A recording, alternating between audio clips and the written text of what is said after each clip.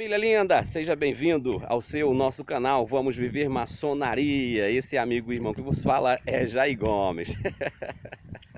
Meus irmãos, deixa eu encostar aqui numa sombrinha, porque o papo de hoje é bastante interessante. Quando vocês sabem, quando o Jair ri assim, é porque o negócio vai pegar. Me fizeram uma pergunta, o irmãozinho me fez uma pergunta interessante. Ele me perguntou qual seria a minha visão em relação ao que consiste a evasão maçônica, porque a cada dia se diminui os membros das instituições ditas tradicionais do Brasil, as mais antigas, né? Mas antes que eu adentre nessa matéria, nesse tema de hoje, me permita-me fazer algumas conotações.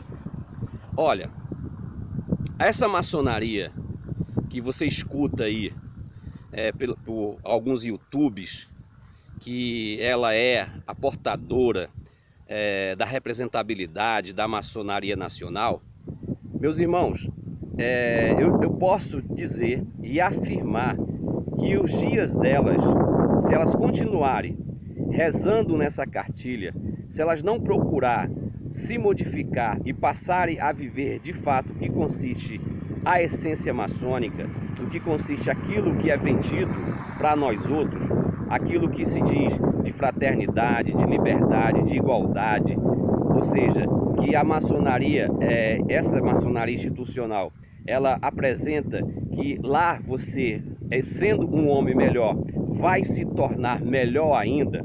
Se essa maçonaria de fato não rezar dentro dessa cartilha, ela está com seus dias contados. E louvado seja o levante do que está acontecendo, a reforma que está acontecendo no Brasil, que mediante as potências maçônicas existentes que não estão dentro desse ciclo vicioso dessas instituições. Eu posso aqui fazer aqui um levante de potências que eu estou tendo contato, tipo a Grande Loja Unida Paulistana, na pessoa do Cristiano, do Sereníssimo Cristiano e o seu grão-mestre, que tem feito um trabalho excelente em São Paulo, o nosso irmão ali Jonas no Rio de Janeiro e nosso irmão ali do Grande Oriente Independente de Amazônia. Esses irmãos estão, de certa forma, fazendo com que a maçonaria permaneça e vivencie de fato aquilo que se prega nas instituições mais antigas, não se vive. Louvado seja essas potências maçônicas. Pode ter certeza disso. Essas potências maçônicas, não diferente da Grande Loja Unida Maçônica do Brasil, que é a salvação da maçonaria nacional. Ou por que não dizer no mundo? Porque todas as potências maçônicas estão rezando, essas potências maçônicas mais ditas, mais tradicionais, rezam nas mesmas cartilhas do que vem o seu tronco de origem, seu tronco, digamos assim, de originalidade. Bem, mas para você entender melhor essa temática, a gente vai buscar aqui uma referência muito interessante. Houve uma pesquisa em 2020, se eu não me engano, da CMI, Confederação da Maçonaria Internacional. Ela teve a ousadia de fazer uma pesquisa nas redes sociais, principalmente na página do Facebook, de procurar saber os motivos da evasão maçônica. Quais seriam os reais motivos? Então ela colocou algumas perguntas e ali alguns maçons mais atentos, com certeza, participaram dessa pesquisa. Eu fui um que participei. As perguntas ali que foram feitas, eu respondi. Mas essa instituição, CMI, não foi verdadeira quando veio com, digamos assim, com o diagnóstico da pesquisa. Não falou contundentemente os motivos da evasão. Então eu me sinto assim muito à vontade de responder a esse meu irmão, quando ele me fez essa pergunta, pelo fato de que eu vivi 17 anos nessas instituições, 15 anos no Grande Oriente do Brasil e 2 anos na Grande Loja aqui do estado de Ceará, e eu vi que elas são totalmente homogênica em relação ao que consiste as administrações, as políticas que acontecem nessa instituição. Para que você possa melhor me entender, deixa eu te dar um exemplo aqui. Digamos que você vai comprar um produto na internet. Você vai comprar um produto na internet de teu interesse. E aí você ouve do teu vendedor uma propaganda altamente apreciada, que enche os teus olhos de interesse. Então você vai comprar aquele produto que já é do teu interesse e vai ser mais alimentado o teu desejo pelo fato do que o vendedor está de fato te mostrando que aquele produto vai satisfazer e vai fazer com que você se sinta bem com aquele produto adquirido. Contudo, ocorre que quando você recebe esse produto, você vê que está totalmente fora daquilo que você achava que era e que o teu vendedor foi um tanto leviano em te apresentar um produto que não satisfez os teus desejos. Veja bem nessa analogia aonde eu vou entrar agora na maçonaria, dessa maçonaria institucional. Olha, o que acontece? Todo não maçom, todas aquelas pessoas que ouvem falar da maçonaria, seja em todo o campo maçônico, né, todo o campo maçônico onde a gente está inserido, o que está acontecendo com a gente é que a gente está tentando, de certa forma, viver maçonaria diferenciada, digamos assim, e de fato voltado para a fraternidade, para a igualdade, para a liberdade e nada mais do que uma vida orgânica sincera. Bem, então toda pessoa que você perguntar que não é maçom, tirando os fanáticos, claro, aquelas pessoas que desconhecem totalmente a matéria, ela vai ter um bom olhar para a maçonaria. Ela vai dizer, não, poxa, a maçonaria, eu já li aqui, já vi aqui no Google, a sua instituição é lebriante, ou seja, ela fala que a pessoa tem a liberdade de expressão, que a pessoa, que ela é filantrópica, que ela é progressista, que ela induz os seus associados em busca da verdade constante por meio da investigação. Então você se lubridia, você passa a acreditar naquilo que ali é te apresentado. Mas e aí, Jair? Essa é a realidade? De fato, essas instituições faz valer aquilo que se apresenta, não fazendo um entremesclar entre o produto que te falei, um exemplo que eu te falei? Será que lá quando você chegar, de fato você vai vivenciar tudo isso que te apresentam? Você vai ver de fato fraternidade, você vai ver igualdade, você vai ver liberdade, você vai ver de fato induzindo você a buscar a verdade constantemente pela investigação, ou você vai ver simplesmente, você vai vivenciar algo que é rotineiro. Você vai passar toda a tua vida sendo levado a um condicionamento não diferente da tua vida comum, quando se aplica a uma ritualística. Ou seja, quando você acorda de manhã, você vai ao banheiro, escova os dentes, você vai passar toda a tua vida dentro dessa monótona, digamos assim, vivência comum. Hein? É isso que acontece. Quando você adentra na instituição, você vai se deparar com algo totalmente rotineiro, com algo totalmente comum. E isso vai fazer com que você se sinta insatisfeito. Isso vai fazer com que você não se mantenha de bom grado naquela instituição. Porque você vai passar toda a tua vida vivenciando a mesma coisa. Porque você vai ter uma cartilha de condicionamento que, se você sair, se você procurar fazer uma modificação, mesmo que seja de autoconstrutivo, de algo que venha fazer com que haja um progresso coletivo e ao mesmo tempo na tua individualidade, você não vai ser bem visto, você não vai ser bem aceito. Por isso que há a evasão maçônica. Olha só, vamos lá, vamos adentrar mais nesse assunto. Você entrou hoje, e você é uma pessoa, você que entrou hoje nessas instituições, você é uma pessoa altamente esclarecida. Você já vem com a bagagem do mundo comum, ou seja, que a gente usa de mundo profano, ou seja, aquelas pessoas que não têm o conhecimento da maçonaria. Aqui não é uma forma ofensiva de fazer esse direcionamento, né? Eu não gosto nem de usar de pessoa que é profana, mas para uma pedagogia melhor, para você entender. Olha só, então você é visto como uma pessoa profana que desconhece o que consiste a instituição. Mas aí você é uma pessoa que já detém uma bagagem de conhecimento. Você de fato aí é um teósofo, você é um ocultista, você é um cabalista, você é um filósofo, né? Você é um cara que já se auto-encontrou, um budista, né? Um espírita, um cara que de fato já tem o seu caminho traçado. Mas aí você, claro, como todos nós outros, a gente quer continuar, a gente não somos pessoas limitadas. A gente quer mais conhecimento, isso é da natureza humana. A gente quer conhecimento. Então se apresenta a maçonaria para você como uma escola iniciática de uma tradição milenar que faz você acreditar que lá você vai encontrar de fato um conteúdo que vai fazer com que você possa engrandecer o teu conhecimento. Mas meus irmãos, infelizmente, nessas instituições que se faz essa propaganda para vocês, nada disso você vai encontrar. Nada disso você vai encontrar. Você vai encontrar um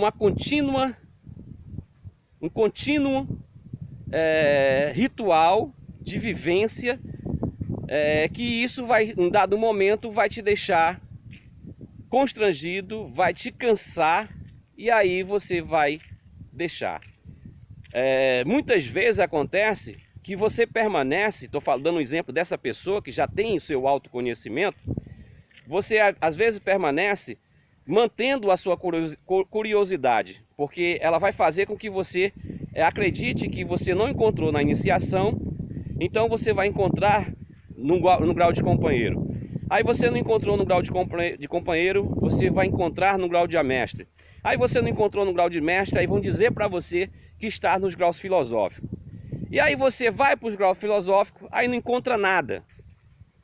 E aí você deixa. Não tem como. E os que ficam se tornam simplesmente dependentes. Cria-se um ciclo vicioso, não diferente, que eu sou pescador, eu gosto de pescar. Quando você passa assim 20 dias, 30 dias sem fazer uma pescaria, você fica se coçando. Então torna-se um hobby para você, torna-se uma rotina, você se acostuma. E aí você acha que está se autovalorizando, está se autocompletando, porque você faz parte de uma instituição milenar e isso te brindou, isso te fez de fato uma pessoa melhor. Mas não é verdade. E aí você for verdadeiro com você mesmo, você vai conviver com pessoas altamente arrogantes, pessoas altamente prepotentes, pessoas sem nenhum conteúdo que compare ao seu. E aí não tem como você ficar. Aí você sai. O que falta na maçonaria, o que falta hoje nessas instituições, presta atenção, o que falta nessas instituições, não na maçonaria. A maçonaria, ela de fato, ela é embriagada por conhecimento. Mas as instituições maçônicas, essas instituições mais antigas, clamam para si a representabilidade de todo esse conteúdo de conhecimento. Mas não tem. Se você querer me provar o contrário, fique à vontade. Veja bem, eu estou falando do macro. Eu não estou generalizando. Eu estou falando do macro.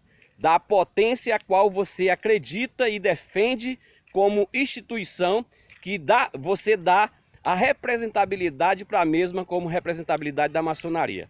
Eu não estou aqui generalizando as lojas. De repente você aí no seu micro, numa lojinha lá do Cafundel do Judas, uma lojinha lá do interior, de repente lá os irmãos de fato vivem de acordo com o que consiste a maçonaria no seu aspecto educacional, no seu aspecto fraterno, no seu aspecto de vida orgânica, que lá os irmãos de fato fazem filantropia, que os irmãos de fato têm um amor na horizontalidade para com os mesmos e buscam a verticalidade no seu sentido individual e etc. Isso existe? Já existe. Existem lojas que faz gosto de você viver. Mas no macro, aquela voz que se diz falar pela maçonaria, aquela voz que tem a representabilidade, nada tem do que é dito para você e que faz você de repente acreditar que tenha. Não tem, meus irmãos. Eu falo isso Não falo isso com felicidade. Eu não falo isso digamos assim, com um bem. Não, eu falo com tristeza. Eu falo com tristeza. Quem dera, oxalá, se de fato as potências maçônicas fossem de fato aquilo que elas apresentam. Quem dera. Não havia necessidade de haver hoje várias potências maçônicas no Brasil. Só bastaria uma, se de fato vivesse a realidade do que consiste a ideia maçônica. E é por isso, meus irmãos, que existe várias potências maçônicas no Brasil. Esse negócio de dizer, presta atenção, esse negócio de dizer que existe 3 ramos da maçonaria no Brasil, que se dizem a bambambam, é uma mentira também dita a você e faz você acreditar. Olha só, quando você ouvir que existe 3 ramos de maçonaria no Brasil, faça logo o seguinte, faça logo o questionamento. Qual é o questionamento aí que eu faço? Pergunte a essa pessoa o seguinte, olha, me tira aqui uma dúvida. A CMSB é uma potência maçônica? O cara que foi instruído, o cara que conhece de maçonaria, vai dizer assim para você: não, meu irmão, a CMSB não é uma potência maçônica, ela é uma confederação que agrega as 27 lojas nacionais, né, as 20 potências maçônicas nacionais, agrega nessa potência maçônica, ou seja, nessa confederação, que não é potência maçônica. Então nós não temos 3 potências maçônicas. Só aí, para você ter uma ideia, nós temos 27 potências maçônicas com a gramatura Grandes Lojas Estaduais. Só aí você tem 27 grão-mestres, 27 sereníssimos grão-mestres. Sem falar do GOB, do Grande Oriente do Brasil, que são 27 Grandes Oriente Estadual. Sem falar dos Grandes Oriente Estadual confederado da Comap. Então nós vamos ter um montante aí, uma matemática bem rápida, 80 potências maçônicas que estão nesse grupo. Cada um com a sua individualidade, cada um com a sua soberania e etc. Então, para você ver como a maçonaria ela não tem uma representabilidade em 3, mas em milhares de potências maçônicas que se espalham pelo universo. Então, uma mentirazinha simples dessa aí, uma mentirazinha simples, que faz com que você acredite quando você escuta do cara dizer: ah, só existe 3 ramos de maçonaria. Não, existe 80 potências maçônicas soberanas aqui no Brasil, fora as que não têm tratado de reconhecimento com essas potências maçônicas. Nós então tem catalogado aí mais ou menos umas 210 potências maçônicas aqui no Brasil. E louvado seja, volto a repetir, louvado seja essas potências que não estão inseridas dentro desse grupo dessas potências maçônicas que faz uma aglomeração de 80. Essas potências maçônicas que eu me referi no início do vídeo, são essas que são a salvadora da maçonaria nacional. Porque essas que estão nesse grupo, digamos assim, elitizado, é que estão afundando a maçonaria. A evasão constante dessas potências maçônicas. A evasão constante. Vou dar um exemplo aqui rapidinho para você entender.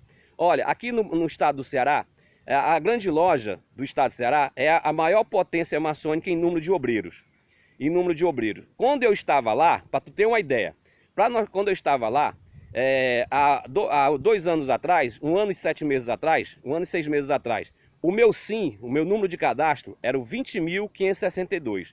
Ou seja, durante toda a existência, os 95 anos dessa instituição, iniciaram 20 mil, até o meu tempo, 20.562 pessoas, ou seja, mas hoje ela tem 4.600 membros ativos, digamos assim, na sua potência. Aí você me diz: Jair, é um número razoável, Quer dizer que durante esse período de 95 anos de existência, morreu 15 mil maçons? Eu não vou aqui, senão o vídeo vai ficar muito longo, fazer uma matemática bem rapidinho de vidas da existência de uma data, digamos assim. Por exemplo, o cara foi iniciado com 18 anos de idade, lá no ano de 1928, 1929, e hoje ele estaria aí dentro dos seus 80 anos, né, seus 85 anos, 90 anos por aí. Ou seja, será que foi simplesmente por morte? Morreu muito maçom? Morreu aí? Não. Foram maçons que não foram pessoas que não viram nenhum conteúdo. Então existe mais maçons inativos do que maçons ativos. Sem falar do Grande Oriente do Brasil, sem falar do GOSSE ou do Grande Oriente Confederado a Comap e etc. Então há mais maçons inativos do que maçons ativos. E o motivo maior, eu poderia aqui dar vários, mas eu só dou um. Só um mesmo. Falta de conteúdo e falta de verdade. Só isso. Falta de conteúdo e falta de verdade. E aí eu faço uma lembrança aqui, para fechar esse vídeo de hoje, em relação a um comentário de um inscrito do meu canal, que disse assim, abre aspas, meu irmão Jair, eu estou sendo preparado pelo meu tio para ser maçom. E uma das coisas que ele me pediu é que eu acompanhasse os seus vídeos, que ele diz que você tem feito um trabalho excelente de desmistificação do que consiste as instituições maçônicas para a verdadeira maçonaria no seu aspecto de vida orgânica, fraterna, em liberdade e igualdade. Fecha aspas. Veja bem, olha só, às vezes você lê esse comentário e você não vê nada, mas uma pessoa mais atenta vê como eu vi. Sabe por quê? Sabe por que esse maçom, esse tio, que eu já tiro o meu chapéu, já ganhou o meu respeito, viu, meu tio? Meu tio, né? Meu irmão, né? Meu irmão, você já ganhou o meu respeito, que você já viu isso. Você já viu as falácias do que consiste a instituição. E você não quer que o seu sobrinho, o seu apadrinhado, viva aquilo que você está vivendo. Quer que haja nele uma transformação da maçonaria na sua instituição. Eu não estou aqui dizendo, meus irmãos, que você saia da sua instituição, não. Eu estou aqui dizendo que faça uma mudança. Seja a mudança dentro da sua instituição. Porque se não houver uma mudança para a realidade do que consiste objetiva da maçonaria no seu aspecto de vida orgânica, de sinceridade, de instruções maçônicas e etc., a sua instituição está fadada a um fim. E pode ter certeza disso. E a salvação da maçonaria nacional é essas potências que não estão dentro desse ciclo vicioso. Eu diria que não estão dentro dessa UTI fadada ao fim. Porque esse câncer de não existir, de vender algo que não existe, já está generalizado, já está no balão de oxigênio, já passou por vários processos de quimioterapia, mas já está à morte. Pode ter certeza disso. Louvado seja, volto a repetir, as potências que estão nascendo, que essas são as remanescentes da maçonaria nacional. Pode ter certeza disso, porque se essas potências, vai um conselho de um maçom antigo que viveu toda essa experiência. Mude, faça valer aquilo que vocês pregam, faça valer, viva, não diga, não fale, mas viva a fraternidade, viva a igualdade, viva a liberdade, viva o altruísmo, viva a filantropia, permita que os seus irmãos sejam investigadores constantes da verdade, seja uma escola de filosofia, seja uma escola de induzir os irmãos a ser pessoas críticas, a ser pessoas altamente visionárias e etc. Faça isso, porque senão a evasão maçônica vai continuar e aí vocês vão perder tudo aquilo que vocês dizem ter e não têm. Vou ficando por aqui, te amo sem te conhecer.